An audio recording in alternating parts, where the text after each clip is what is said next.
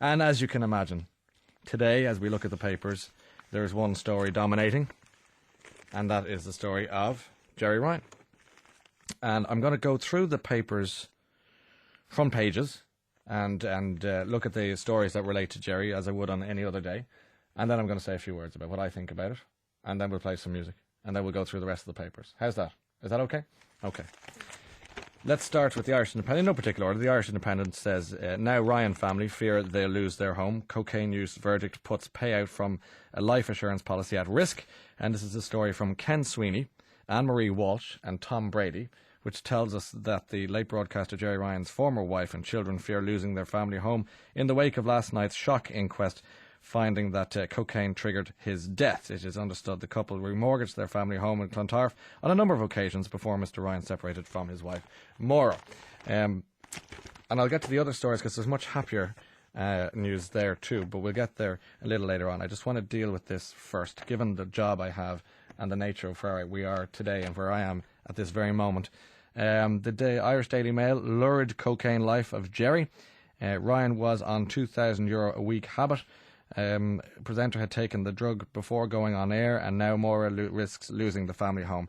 And on it goes, using all the language you would expect from such a paper. The Irish Daily Mirror, rat on Gerry's coke dealer. Garda plea to DJ's celeb pals. Supplier could be jailed.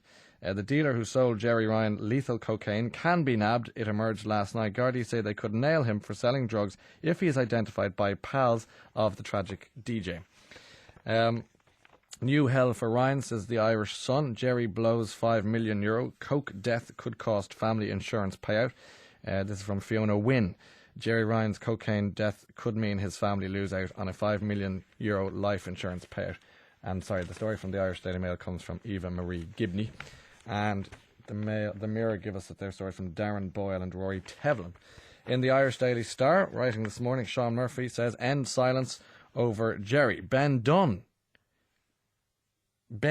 hits out at Ryan's weak friends. A former coke addict, Ben Dunn, has hit out at Gerry Ryan's RT pals over their silence following revelations that the tragic icon's death was caused by cocaine. Ben Dunn, commenting in the Irish Star this morning. The Irish Times chooses not to use the story about Gerry on their paper, but do tell you that inside on page 5 they have coverage of it there, and there's no sight nor sign of the story on the front page of the Irish Examiner. So that's the papers doing what they have to do. It's their job and it's their right, and we do it ourselves if it was our situation. And it's wall-to-wall coverage, as it has been all weekend, of Gerry and developments over the weekend. So, if I may say this, you all know that Gerry was my friend and that I loved him. That's just a matter of fact. I've said it before and I'll say it again today, because, to be truthful, this hasn't changed. And I cannot, and I will not condone, I should say, cocaine and cocaine use. But equally, I cannot and I will not abandon my friend who, like the rest of us, had flaws and bad habits. And really, you listening this morning, you were here for him all the way, all down through the years, as much as he was few of a morning. And I really want to encourage you to remember the man who entertained you. And I want to encourage you to remember the man who informed you here for so many years. And really, I'd like you to remember the man who loved his family and was a deeply, deeply loyal friend. Many of you are going through your own difficulties this Christmas and at the moment on this island. It's a tough time. And there's a lot of heartbreak this year more than ever. And now we can see from the papers and from the stories you've been hearing that Gerry's family have now an added unsolicited burden to contend with. And we can't lose sight of that.